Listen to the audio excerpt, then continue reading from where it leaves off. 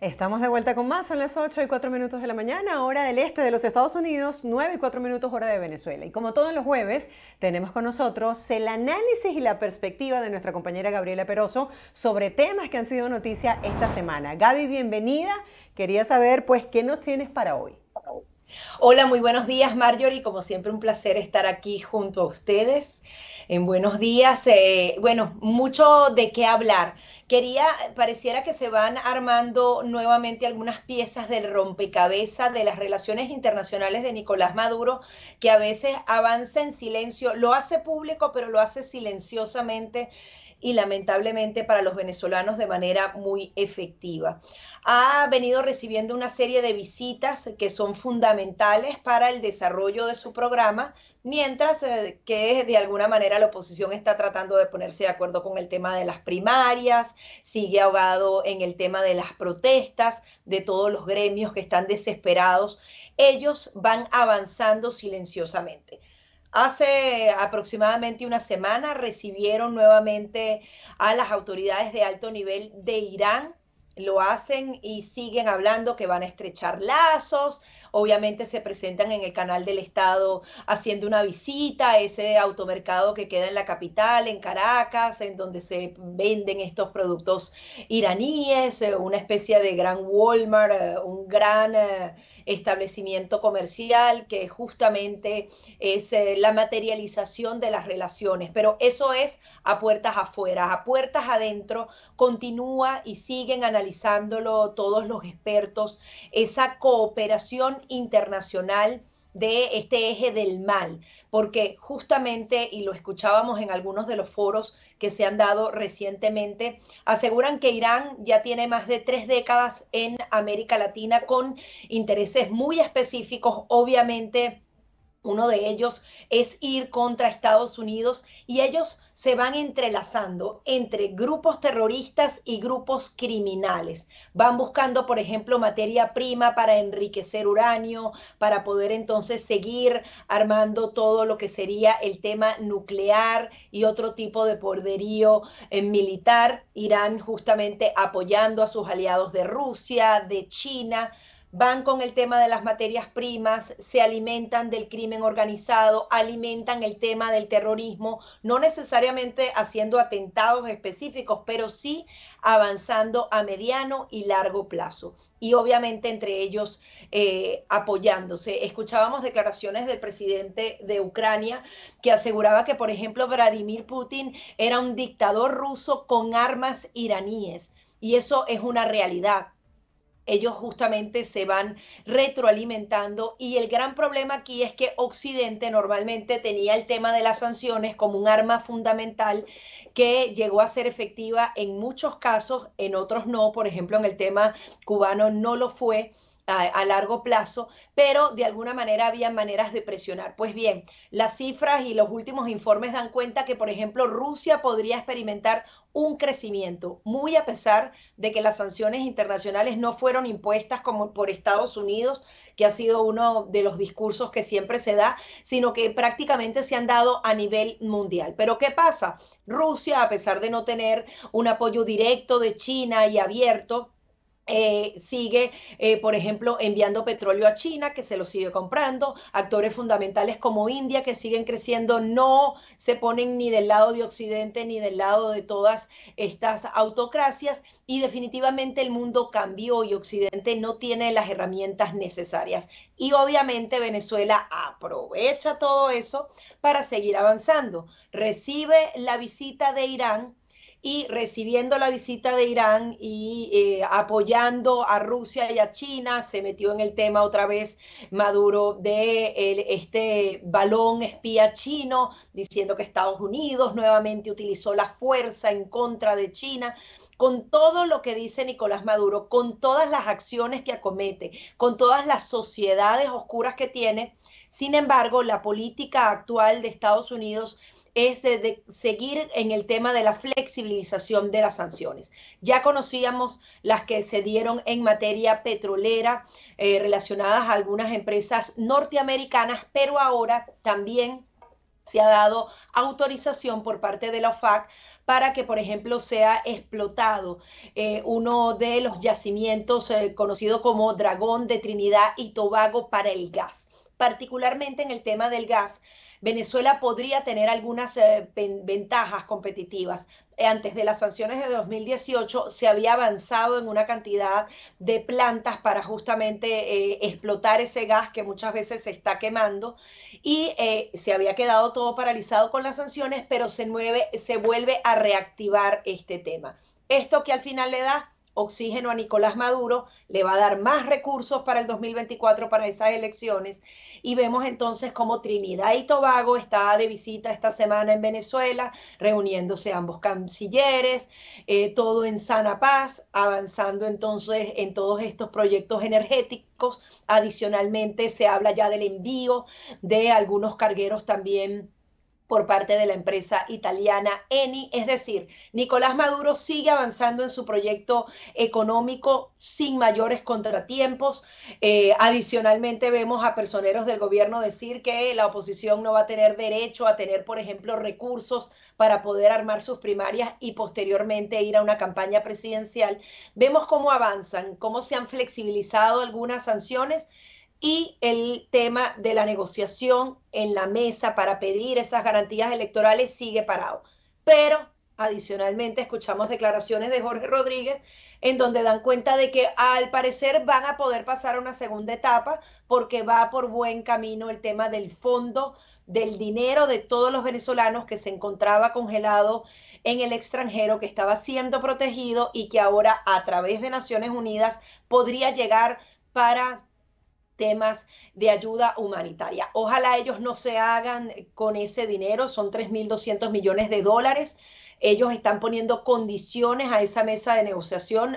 Gerardo Blake lo explicaba muy claramente, decía que los acuerdos alcanzados no tenían que ponérseles condiciones. Sin embargo, lo siguen haciendo abiertamente. Jorge Rodríguez prácticamente dijo, cuando tenga el dinero en el bolsillo o lo tenga Naciones Unidas, al final lo terminan ejecutando ellos de una u otra manera, vamos a poder seguir avanzando en el diálogo. Entonces es muy preocupante que todo esto pase, que pasen estas visitas internacionales de Trinidad y Tobago, también San Vicente y las Granadinas, que históricamente ha votado a favor de la dictadura de Nicolás Maduro y que adicionalmente trata de fortalecer a la CELAC, esta organización de naciones que fue justamente creada para hacer frente a Estados Unidos por parte de los países latinoamericanos, siguen avanzando y no sabemos si realmente vamos por buen camino los venezolanos. Hay un cierto respiro en algunas capitales venezolanas, en las principales ciudades,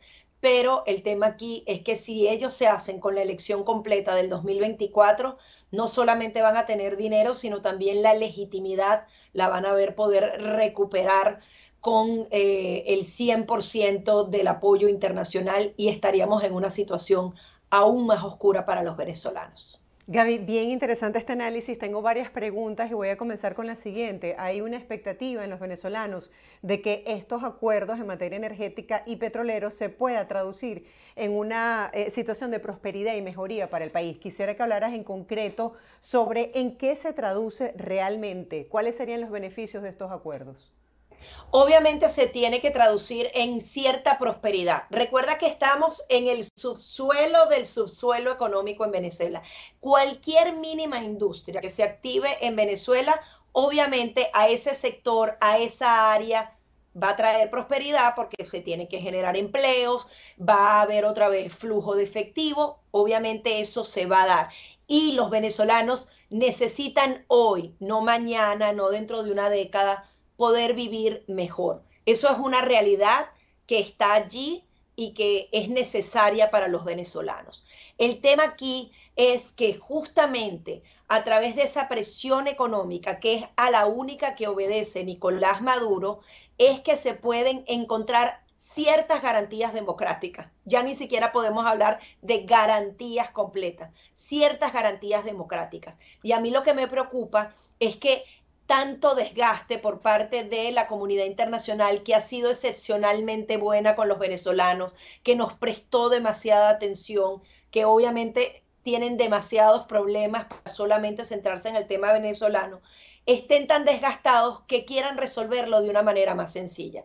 Estados Unidos, su política ha sido de acercamiento, han dicho, la máxima presión no funcionó, vamos a hacerlo de otra manera. Muy bien, está bien, siempre hay que tratar de cambiar de rumbo para probar nuevas posibilidades. El tema aquí es que no vemos una estructuración completa o quizás, ojalá que no nos estemos enterando porque lo están haciendo de manera secreta y vaya a ser efectiva, pero vemos que se están dando como acciones aisladas y no necesariamente hay una política completa. Lo que yo te decía, el Departamento de Estado tenía por lo menos 2 oficinas dedicadas 100% al tema venezolano. Ahorita no hay funcionarios específicos que digan yo soy enviado especial para Venezuela o yo solamente me encargo de Venezuela o de Cuba, Nicaragua y Venezuela. Eso no existe actualmente.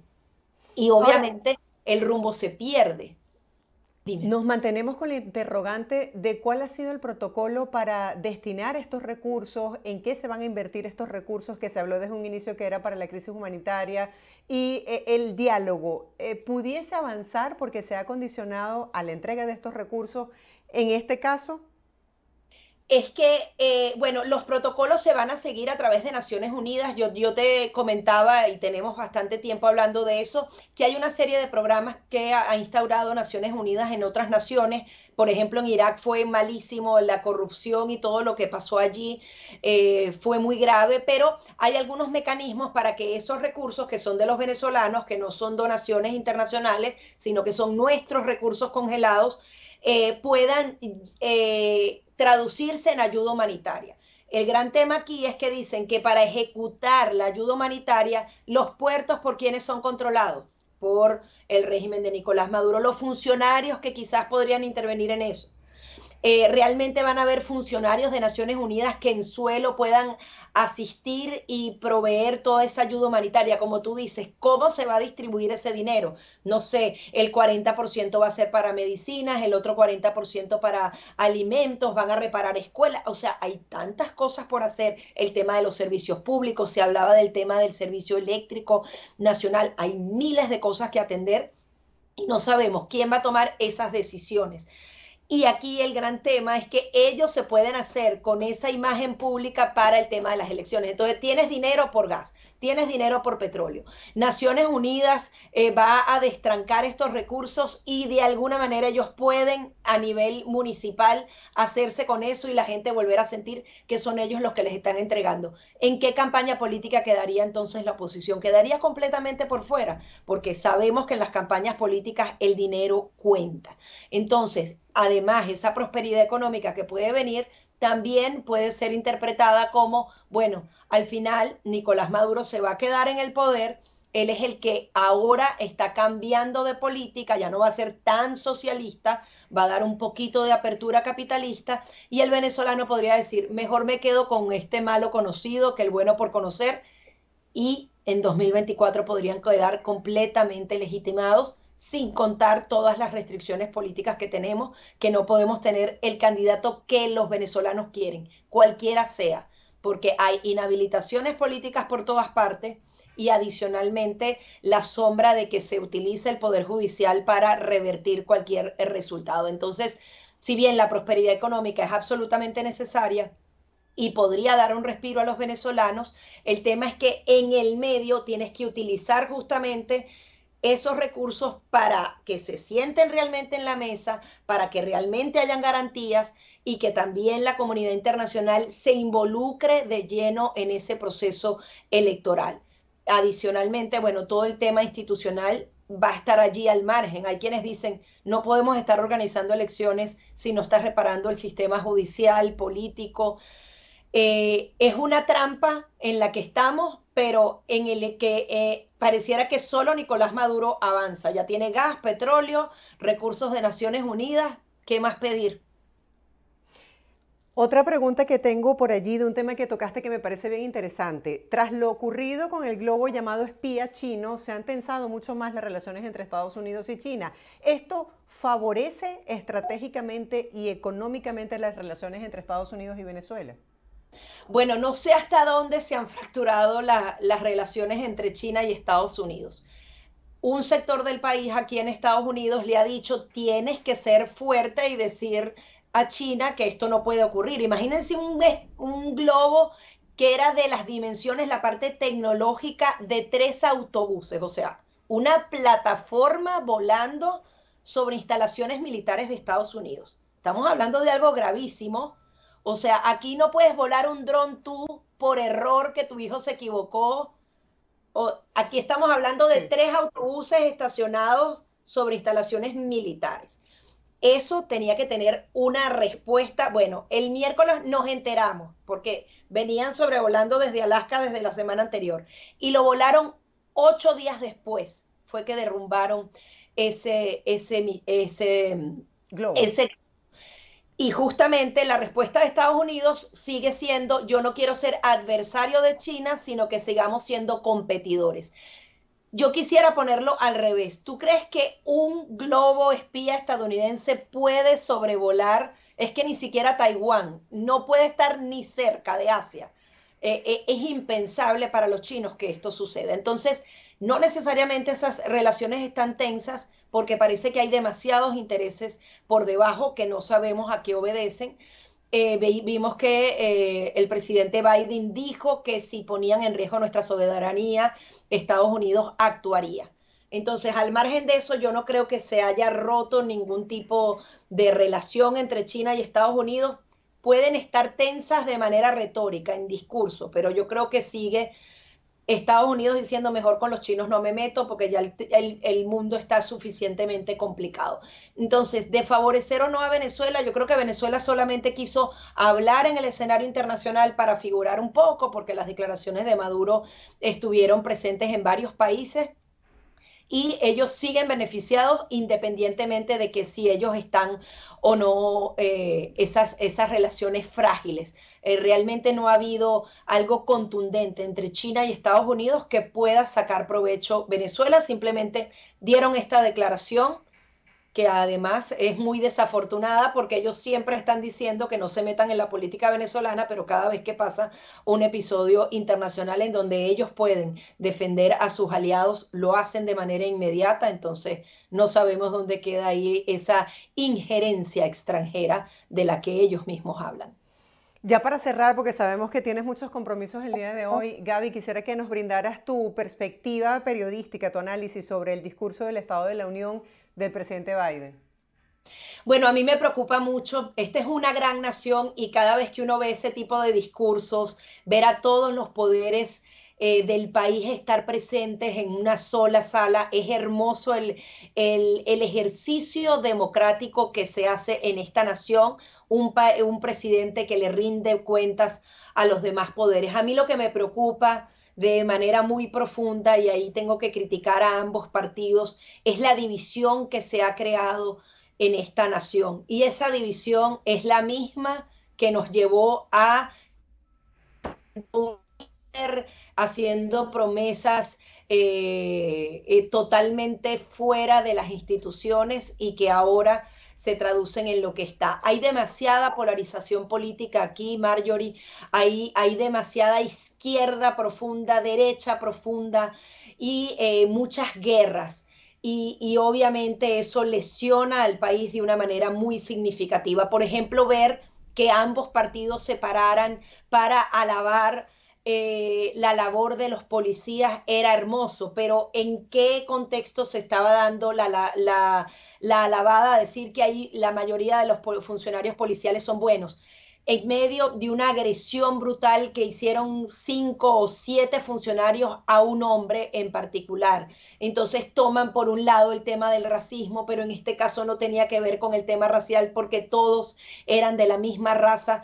Hay violaciones a la policía y eso entonces se extrapola y se magnifica de una manera que lesiona la institución policial porque los ciudadanos dejan de creer en esa institución. Es un poco el fenómeno, y hay algunos libros y algunos estudios hechos de Por estas calles, la novela que hizo RCTV dibujaba la realidad de los venezolanos de una manera muy cruda y muy real, pero al final contribuyó a que los venezolanos no creyeran en absolutamente nada. Ya no quiero en la policía, en los jueces, todos son malos. malos. Y cuando todo es malo, tú buscas a alguien bueno que venga de afuera. Y ese loco de afuera, ¿qué puede traer al país? Estados Unidos está sumergido en esa lucha de unos critican al FBI, el otro al policía de la calle, el otro a la Corte Suprema, está desprestigiado el Congreso y el Senado estadounidense, la propia presidencia. ¿Qué le queda cuando le quitas los referentes institucionales a una nación? Cualquier cosa puede pasar y puede venir de izquierda, de derecha o alguien que no sepamos ni de dónde es, pero que sea autocrático y comience a lesionar esa separación de poderes. Por tanto, me preocupa lo que pasó en ese Estado de la Unión, mientras unos insultaban, el otro mentía descaradamente con respecto a temas específicos. La nación está envuelta en mucha polarización política y ojalá que Estados Unidos vuelva a centrarse y a ejercer su democracia para el 2024 y que bueno, que gane el mejor para esta nación. Bueno, veremos cómo se desarrollan los hechos. Estaremos muy atentos al nuevo programa de la semana próxima. Feliz fin de semana por anticipado para ti, Gaby, y gracias por este tiempo para compartir con la audiencia. Un abrazo gigante, Marjorie. Un abrazo. Era nuestra compañera Gabriela Peroso, reconocida periodista venezolana, hablando sobre las perspectivas con los temas que son noticia para nuestra comunidad. Hacemos una breve pausa, los dejamos de inmediato con el pronóstico del tiempo en América Latina y ya volvemos con más.